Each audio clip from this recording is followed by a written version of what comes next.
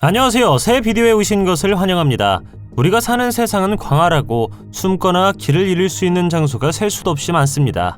여기 상상할 수 없는 상황에 처한 사람들이 있습니다. 오늘은 사람이 발견된 불가능한 장소 20곳을 보여드리겠습니다. 이 채널을 처음 사용하십니까?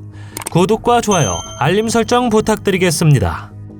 20번 1984년 프랑스 산악인 팀이 홍보 스턴트의 일환으로 흡입컵과 로프를 사용하여 뉴욕의 자유의 여신상을 등반했습니다. 그러나 동상에 오르는 것은 불법이지만 우리가 이야기할 이 사람은 지난 세기 동안 성공한 사람이 거의 없긴 하지만 그것을 시도한 최초의 사람은 아닙니다. 동상은 횃불 바닥에서 꼭대기까지 높이가 93m입니다. 2018년 7월 4일 테레즈라는 이름의 여성이 트럼프 행정부의 이민정책, 특히 미국 멕시코 국경에서의 이산가족에 항의하기 위해 자유의 여신상에 올랐습니다. 그녀는 3시간 넘게 동상 발치에 앉아 있었고 이로 인해 리버티 섬이 대피했습니다. 결국 여성은 경찰에 체포되어 3건의 연방 경범죄 혐의로 기소되었죠. 그녀의 등반은 대중의 엇갈린 반응을 불러일으켰고 일부는 그녀를 영웅으로 칭송하는 반면 다른 일부는 그녀가 다른 사람들을 위험에 빠뜨렸다고 비판했습니다. 19번 스티븐 쿠바키의 이야기는 당신을 밤잠 못 이루게 할 것입니다. 1978년 스티븐은 호프 칼리지에 재학 중이던 중 미시간주 소가톡에서 크로스컨트리 스키 여행 중에 실종되었습니다. 스티븐은 노련한 스키어였고 며칠 동안만 집을 비울 계획이었지만 집으로 돌아오지 않았습니다. 그에 대한 수색은 즉시 시작되었지만 그의 흔적이 발견되지 않자 일주일 후에 취소되었죠. 3개월 후 한 어부가 스티븐이 마지막으로 목격된 곳 근처에 미시간 호수에 떠있는 크로스컨트리 스키 한 쌍과 배낭을 발견했습니다.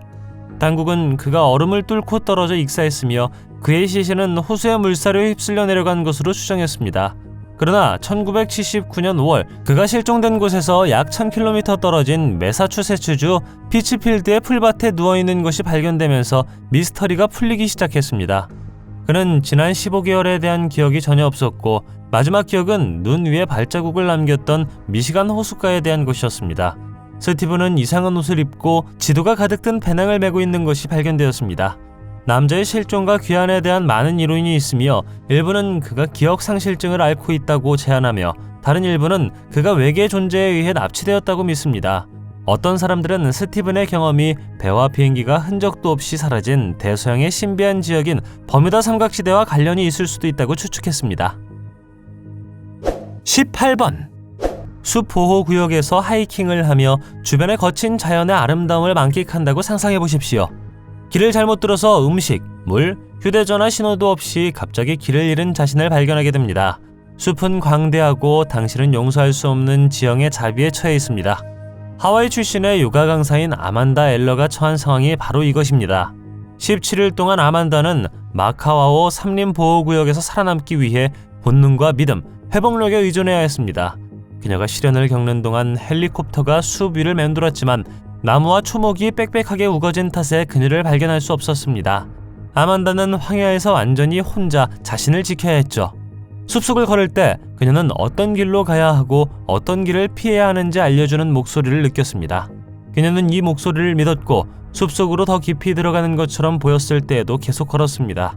그리고 마침내 17일이라는 긴 시간이 흐른 후 아만다는 숲속의 폭포 옆과 절벽 근처에서 살아있는 채로 발견되었습니다. 그녀는 나중에 다리가 부러진 자신의 경험을 영적이라고 묘사했습니다. 만약 당신이 발이 묶였다면 어디로 가야 할지 알려주는 머릿속의 목소리에 귀를 기울이시겠습니까? 17번 핸드폰 신호가 잡히지 않고 방향 감각이 없고 도움을 받을 방법이 없습니다. 특히 피터 또래의 사람에게는 무서운 상황이죠. 그는 노폭주 브랜캐스터에서 산책 중 실종되었을 때 75세였습니다. 다행히도 그는 현대기술 덕분에 24시간 이후 살아있는 상태로 발견되었습니다. 노폭 경찰의 드론 사용은 피터의 소재를 파악하는 데 결정적인 역할을 했습니다. 경찰은 드론을 동원해 해당 지역의 습지를 수색했고 그를 발견했을 때 구조대를 그가 있는 곳으로 안내할 수 있었습니다. 비극적인 결과를 초래할 가능성에도 불구하고 경찰 드론의 행동은 긍정적인 결말로 이어졌습니다. 16번 텍사스 오스틴에 있는 롱온댐의 배수로는 높이가 11m, 길이가 680m입니다. 폭우가 내릴 경우 과도한 물을 도시에서 안전하게 우회하도록 설계되었습니다. 그러나 가장자리에 매달려 있는 사람들을 구하기 위한 것은 아닙니다. 이 사건 이전에도 보트가 배수로에 위험하게 접근하는 사례가 더 있었기 때문에 안전조치를 개선해야 한다는 목소리가 높아졌습니다. 2021년 6월 10일 한 무리의 수상스포츠 애호가들이 댐 가장자리에서 추락하여 구조되었습니다. 이 무서운 사건은 일행의 보트가 배수로에 접근하여 물살에 갇히면서 발생했으며 승객들은 도움을 요청했습니다. 다행히 구조대원들이 신속하게 현장에 도착해 구조작업을 시작했습니다. 수상스포츠 애호가들은 눈에 띄게 흔들렸지만 다행히 모두 무사했습니다. 15번 2004년 인도양에서 발생한 쓰나미는 역사상 세 번째로 큰 지진을 일으켰습니다. 쓰나미는 최대 시속 805km의 속도로 이동했으며 최대 30m 높이에 도달했습니다. 그리고 해변에는 마르투니스라는 8살 소년이 서 있었죠. 그는 가족과 헤어져 파도에 휩쓸려갔습니다. 며칠 동안 그는 길을 잃고 혼자 지내며 빗물과 마른 국수만 먹고 살았습니다. 그는 며칠 동안 울면서 간신히 버텼죠. 그러나 기적적으로 그는 생존자를 수색하는 군인들에게 발견되었습니다. 그들은 그를 병원으로 데리고 가서 탈수 치료를 받게 했죠.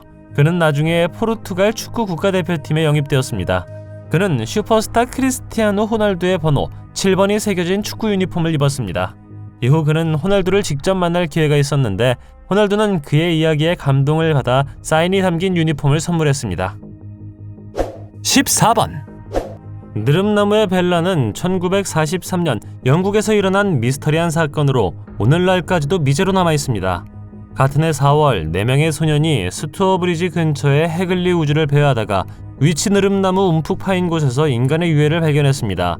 시신은 웅크리고 있었고 남은 것이라곤 뼈와 옷 몇 벌뿐이었습니다. 신원이 확인되지 않아 의심이 쏠렸고 즉시 조사가 시작되었죠. 이 사건은 빠르게 알려지게 되었는데 이유는 근처에서 발견된 흥미로운 낙서 메시지 때문이었습니다. 그 이유는 누가 벨라를 그곳에 넣었는가 라는 내용이었습니다. 낙서는 사건을 둘러싼 미스터리에 불을 지폈지만 피해자의 신원은 여전히 밝혀지지 않았습니다. 간첩 행위에서 마술에 이르기까지 다양한 이론과 가설이 등장했습니다. 일설에 따르면 벨라는 낙하산을 타고 영국으로 들어갔다가 나중에 영국 레지스탕스에서 발각되어 살해된 독일 스파이였습니다. 다른 어떤 사람들은 피해자가 그녀의 고객 중 한 명에게 살해당한 지역 매춘부라고 믿습니다. 그러나 이러한 이론 중 어떤 것도 입증되지 않았으며 사건은 여전히 해결되지 않은 상태로 남아있습니다.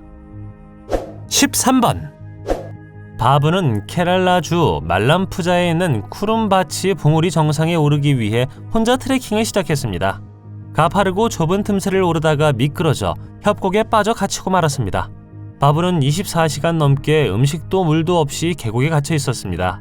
그는 다리와 팔에 부상을 입었고 도움이 절실히 필요했습니다. 바브의 시련은 기온이 섭씨 0도까지 떨어지는 이 지역의 극한의 기상 조건으로 인해 더욱 악화되었습니다. 그는 비와 강한 바람에 노출되어 그의 상황을 더욱 위험하게 만들었죠. 현지 당국과 인도군의 도움으로 구출 작업이 시작되었습니다. 구조대는 험난한 지형과 바브가 갇힌 좁은 공간으로 인해 수많은 어려움에 직면했죠. 그들은 몇 시간 동안 노력했고 결국 소년을 구출하는 데 성공했습니다. 그 후 소년은 인근 병원으로 옮겨져 치료를 받았다고 합니다. 12번 가브리엘 라기는 1987년 1월 21일에 실종된 호주 뉴캐슬 출신의 남성으로 그의 차는 나중에 국립공원에서 발견되었습니다. 가족과 친구들이 그를 찾아 헤맸지만 그는 흔적도 없이 사라진 것 같았습니다. 수십 년 동안 가브리엘의 실종은 미스터리로 남아있습니다. 그의 가족은 희망을 포기했고 그에게 무슨 일이 일어났는지 전혀 알지 못했습니다. 그러나 23년 후에 가브리엘이 발견되었습니다. 그는 새로운 정체성으로 살아가고 있었고 이해할 수 없는 이상한 섬광을 제외하고는 전생에 대한 기억이 없었습니다. 그는 심각한 스트레스나 트라우마로 인해 정체성과 과거에 대한 기억을 잃는 해리성 기억상실증 진단을 받았습니다. 가브리엘이 실종된 23년 동안 어떤 일을 겪었는지는 여전히 불분명합니다. 어떤 사람들은 그가 의도적으로 사라지고 새로운 삶을 시작했다고 추측하는 반면 다른 어떤 사람들은 그가 단순히 이전의 삶을 잊었다고 믿습니다. 진실이 무엇이라고 생각하시나요? 11번 리처드 루이스 프로에네케는 알래스카의 황무지에서 자급자족하는 생활 방식으로 가장 잘 알려진 미국의 자연주의자이자 야외 활동가였습니다. 1968년 51세의 나이에 그는 아이오와에 있는 집을 떠나 알래스카의 트윈 레이크스라는 지역으로 이사하여 전통적인 도구와 재료를 사용하여 통나무 집을 손으로 지었습니다. 리차드는 일기와 필름을 통해 모든 순간을 포착하여 자신의 진행 상황을 기록했습니다. 물론 그는 관광객들과 공항 관리인들 모두에게 발견되었고 그들 중 일부는 즉시 우정을 쌓았습니다. 손으로 통나무집을 짓고자 하는 리차드의 동기는 자연과 조화를 이루는 자급자족 라이프 스타일에 대한 열망에서 비롯되었습니다. 그는 알래스카의 아름다운 자연에서 깊은 영감을 받았고 알래스카와 강한 유대감을 느꼈습니다. 그는 더 단순하고 지속 가능한 삶을 영위하는 것이 환경에 더 좋을 뿐만 아니라 더 성취감과 보람을 준다고 믿었습니다. 하지만 영하의 기온, 폭설, 강풍 등 혹독한 기상 조건과 씨름해야 했고 문명과는 거리가 멀었습니다. 10번 29세 남성이 중국 식당의 기름 환기구에 갇힌 채 발견되는 엽기적인 사건이 발생했습니다. 남자가 왜 식당 옥상에 올라가기로 결정했는지는 아직 알려지지 않았지만 그로 인해 그는 고통스러운 이틀 동안 갇혀 있었습니다. 1.5m를 내려간 후 그 남자는 갱도의 구부러진 곳에 도달했고 그로 인해 그는 팔을 머리 위로 고정한 채 반쯤 웅크린 자세를 취하게 되었습니다. 절망에 빠져 움직일 수 없었던 그 남자는 도움을 요청하기 시작했습니다. 하지만 그의 울부짖음은 썩은 기름이 겹겹이 쌓여 그를 어둠 속에 가둬두었죠. 다행히 인근 상점 주인이 그를 발견하고 당국에 신고했습니다. 갇힌 남자를 구조하는 것은 소방서에 만만치 않은 도전이었는데 갱도의 날카로운 모서리가 심각한 부상을 초래할 수 있었기 때문입니다. 게다가 머리부터 발끝까지 기름으로 뒤덮여 있었기 때문에 뒤로 미끄러지지 않고 끌어올리기가 어려웠습니다. 몇 시간의 계획 끝에 그들은 마침내 그를 갱도에서 구출하는 데 성공했다고 합니다. 9번 리처드 호글랜드는 인디애나폴리스 출신의 평범하고 근면한 가장처럼 보입니다. 그러나 90년대 초반의 이상한 행동은 보이지 않는 문제를 암시했습니다. 한때 활기차고 다정한 사람으로 여겨졌던 이 남자는 셀 수 없이 많은 시간을 고독하게 보내기 시작했고 그로 인해 아내 린다가 걱정을 했죠. 그가 가짜 응급 의료 상황을 보고한 후 갑자기 사라졌을 때 그의 가족은 불안과 당혹감에 휩싸였고 결국 무너졌습니다. 또한 남편의 부재는 가족이 감당하기 힘든 일련의 재정적 문제를 남겼습니다. 주정부는 2003년 리처드의 사망 선고를 내렸고 린다는 과거에서 벗어나기 위해 재혼했습니다. 그러나 충격적인 사건으로 2016년 리처드가 발견되었는데 그는 낚시 사고로 사망한 테리 시먼스키라는 가명으로 플로리다에 살고 있었습니다. 그의 새로운 삶에는 아내와 아들 그리고 조종사 면허까지 포함되어 있었죠. 이것은 웹사이트에서 가족사를 조사하던 중 사기꾼을 발견한 실제 테리의 조카 덕분에 이루어졌습니다. 재판 과정에서 리처드는 자신의 행동에 대해 더 이상 가족의 일원이 되고 싶지 않다고 간단하게 설명했습니다. 과거에서 벗어나는 것이 이혼과 양육비 부담보다 더 편안해 보였죠. 사법제도는 그에게 신분 도용 혐의로 유죄 판결을 내리고 단지 2년의 징역형을 선고하였는데 린다는 크게 실망했습니다. 결국 린다는 리처드를 상대로 미지급 양육비, 정신적 고통, 이혼 소송 등에 대해 180만 달러를 청구하는 소송을 제기했고 리처드는 소송에서 승소했습니다. 8번 크리스토퍼 맥캔들리스는 1992년 사망한 후 명성을 얻은 미국의 모험가이자 여행자입니다. 졸업 후 그는 저축한 돈을 자선단체에 기부하고 모든 소유물을 버리고 미국 전역에서 자아 발견의 여정을 시작했습니다. 그는 헨리 데이비드 소로와 잭 런던과 같은 작가들의 작품에서 영감을 받았는데 그들은 자연과 조화를 이루는 삶에 대해 썼습니다. 1992년 4월 크리스토퍼는 알래스카의 외딴 오솔길로 길을 떠나 몇 달 동안 육지에서 살기를 희망했습니다. 그는 최소한의 보급품도 가지고 있었고 알래스카의 험준한 황야에 대한 준비가 되어 있지 않았습니다. 그는 몇 주 동안 간신히 목숨을 건졌지만 결국 굶어 죽고 말았습니다. 그의 시신은 그가 머물고 있던 버려진 버스에서 무수 사냥꾼들에 의해 발견되었습니다. 7번 상트페테부르크 풀코브 국제공항 주차장 아래 좁은 하수관에 갇힌 한 남자의 오싹한 이야기입니다. 영상에서 우리는 구조대원들이 갇힌 자세에서 그를 꺼내려고 시도하는 동안 한 남성이 자신을 구하기 위해 몸부림치며 꿈틀거리는 것을 볼 수 있습니다. 보도에 따르면 이 남성은 하수관을 청소하려다가 막혔고 이후 좁은 배관에서 셔츠를 입지 않은 채 빠져나왔습니다. 적절한 계획과 장비 없이 밀폐된 공간으로 모험을 떠나는 것의 위험성을 확실히 강조하는 사건입니다. 하수관과 같은 밀폐된 공간에 들어갈 때 발생할 수 있는 잠재적 위험에는 산소 수준 감소, 공기 중의 독성 물질, 가침 또는 질식 위험이 포함될 수 있습니다.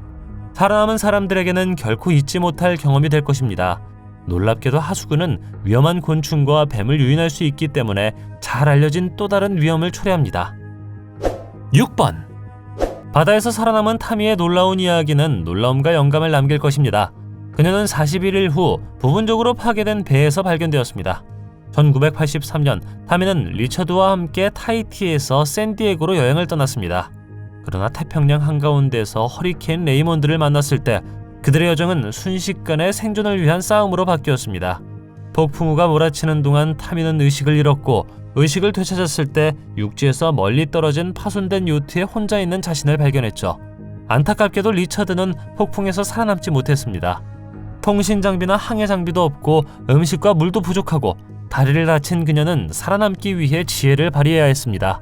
그녀는 41일 동안 바다에서 홀로 지내며 탈수, 영양실조, 망망대해의 가혹한 요소와 씨름했습니다.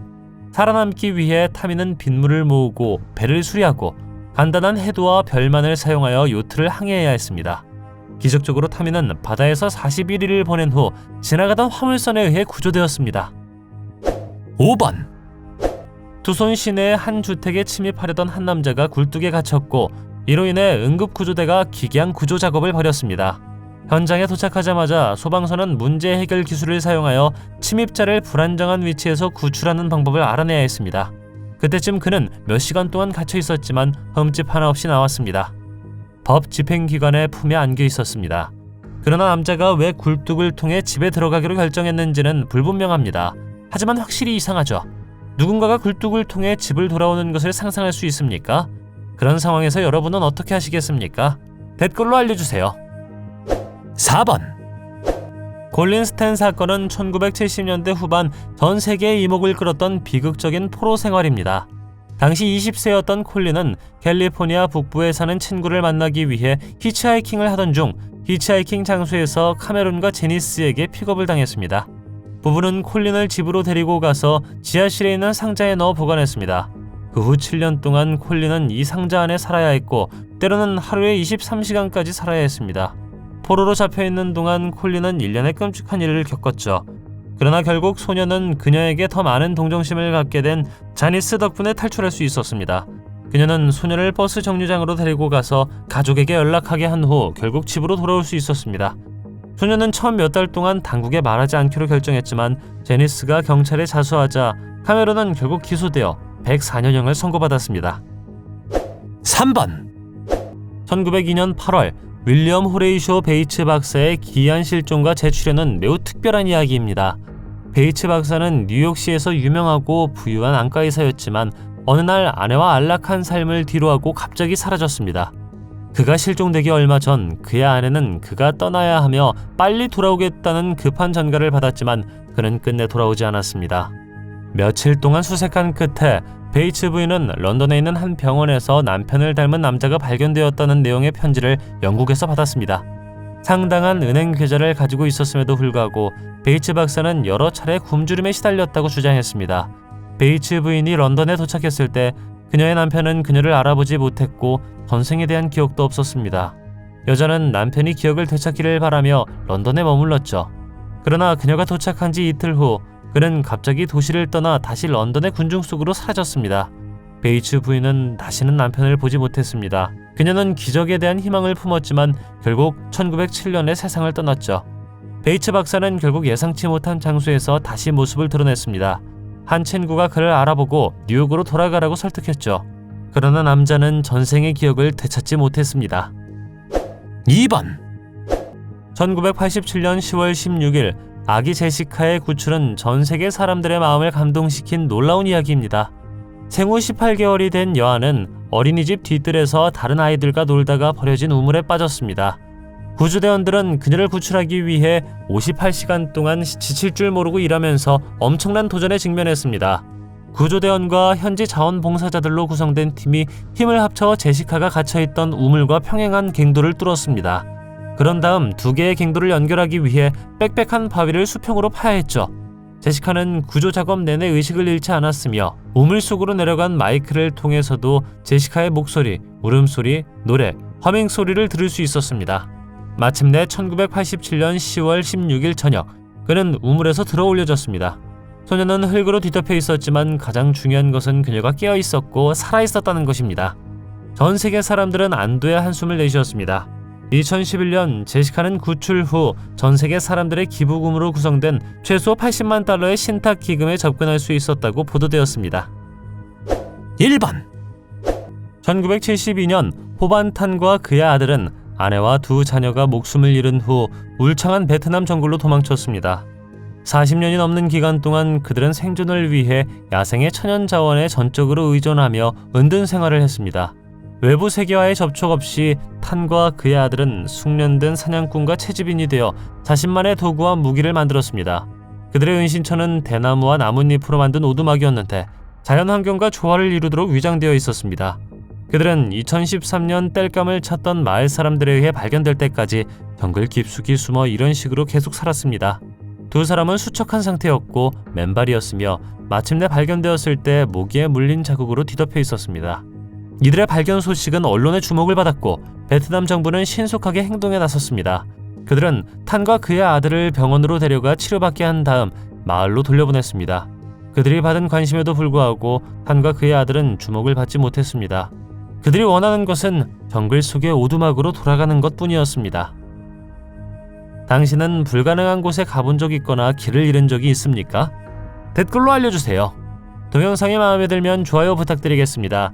저희가 만든 동영상을 더 보고 싶으시다면 화면에서 동영상을 클릭하거나 채널을 살펴보세요. 시청해주셔서 감사드리며 다음에 뵙겠습니다.